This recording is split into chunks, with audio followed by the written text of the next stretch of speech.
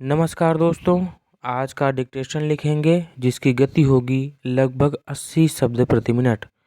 दोस्तों, Allahabad high court के exam को ध्यान में रखते हुए बिल्कुल उसी तरह आपको मैं डिक्टेशन देने की कोशिश कर रहा हूं। पहले आपको 2 मिनट का ट्रायल डिक्टेशन दिया जाएगा जिसमें कॉमा और विराम भी बोला जाएगा। तत्पश्चात मुख्य पैसेज डिक्टेट किया जाएगा। ट्रायल पैसेज स्टार्ट होगा 5 सेकंड बाद।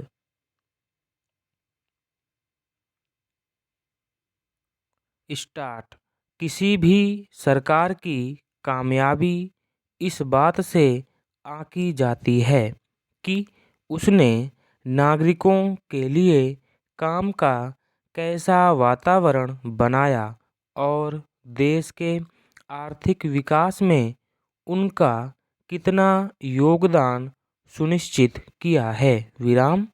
मगर हमारे यहाँ गरीबी उन्मूलन के नाम पर चलाई जा रही खैरात की योजनाओं को उपलब्धि की तरह रेखांकित किया जाने लगा है।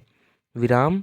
जब भी कोई चुनाव आता है कौमा तो हर राजनीतिक दल बढ़ चढ़कर मुफ्त की योजनाओं की फेहरिस्त पेश करना शुरू कर देता है। विराम। इस पर उचित ही सर्वोच्च न्यायालय ने नाराजगी जाहिर की है। विराम। अदालत ने कहा कि वोट के लालच में मुफ्तखोरों और परजीवियों का एक वर्ग तैयार हो रहा है। विराम। लोगों को बिना किसी काम के मुफ्त राशन और पैसा देना सही नहीं है। विराम। सरकार की कोशिश होनी चाहिए कि वह इन लोगों को मुख्यधारा में लाए कौमा ताकि वे भी देश के विकास में योगदान दे सकें। विराम। पहले भी मुफ्त की योजनाओं को लेकर गुहार लगाई गई थी कौमा तब अदालत ने कहा था कि चुनाव में ऐसी घोषणाओं से परहेज किया जाना चाहिए। विराम। दोस्तों, अब आपको मुख्य पैसेज बोला जाएगा जिसकी गति होगी लगभग 80 शब्द प्रति मिनट। कॉमा और विराम भी बोला जाएगा। आप लोग तैयार हो जाएं। डिक्टेशन स्टार्ट होगी 5 सेकंड बाद।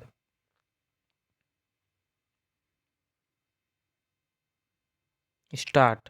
केजरीवाल सरकार की शराब नीति पर नियंत्रक एवं महालेखा परीक्षक अर्थात कैग की रपट आम आदमी पार्टी को कटघरे में खड़ा करने वाली ही नहीं कौमा बल्कि उसे बेनकाब करने वाली भी है। विराम। कैग की इस रपट के अनुसार मनमानी शराब नीति से 2000 करोड़ रुपए से अधिक के राजस्व की क्षति हुई। विराम। कैग ने केवल यही नहीं बताया है कि शराब नीति को मनमाने तरीके से तैयार और क्रियान्वित किया गया कौमा बल्कि इस पर भी प्रकाश डाला है कि कैसे नियमों का उल्लंघन कर कुछ लोगों को अनुचित लाभ पहुंचाया गया और उसके चलते कहां कितना घाटा हुआ। प्रश्नवाचक चिन्ह।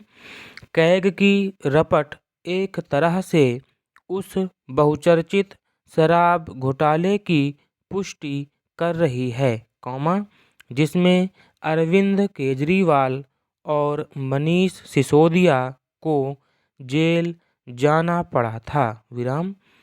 केजरीवाल और उनके साथियों ने इस घोटाले को छिपाने के जतन किए कौमा इसका पता इससे चलता है कि कैग ने शराब नीति पर अपनी रपट मार्च 2024 में ही सौंप दी थी, लेकिन उसे विधानसभा में पेश करने से इनकार किया गया, कोई भी समझ सकता है कि ऐसा क्यों किया गया होगा, प्रश्नवाचक चिन्ह।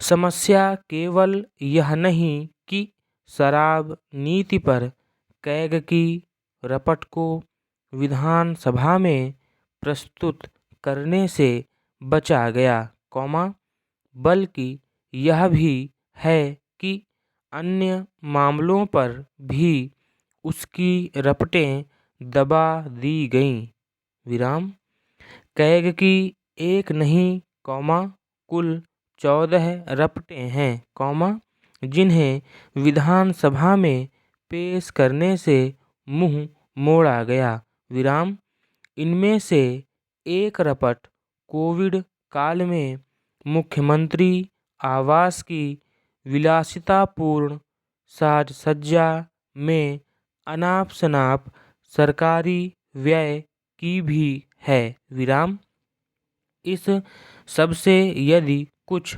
सिद्ध हो रहा है तो यही कि आम आदमी पार्टी ने नई तरह की राजनीति करने, स्वयं को कट्टर ईमानदार दिखाने और सुशासन के उच्च मानदंड स्थापित करने की जो बड़ी बड़ी बातें की थीं और जिनसे प्रारंभ में लोग प्रभावित भी हुए थे, वे नितांत खोखली थीं, अब यह और अधिक आसानी से समझा जा सकता है कि पिछले 2 दिनों से दिल्ली विधानसभा में आम आदमी पार्टी के विधायक हंगामा क्यों करने में लगे हुए हैं, चूँकि यह हंगामा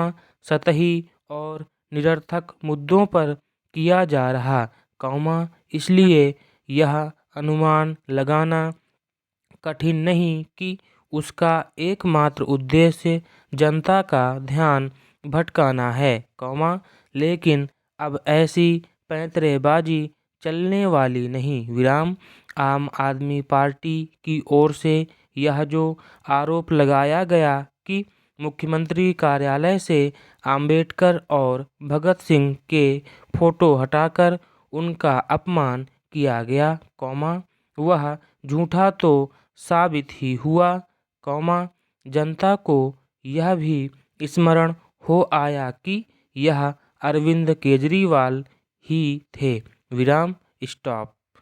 अब आप सबसे पहले उन शब्दों पर जाएंगे जिनकी आउटलाइन सही से नहीं बनी है। 2 मिनट का आपको समय दिया जाएगा शुद्धि के लिए, तत्पश्चात आप लोग डिक्टेशन ट्रांसक्राइब करेंगे। धन्यवाद।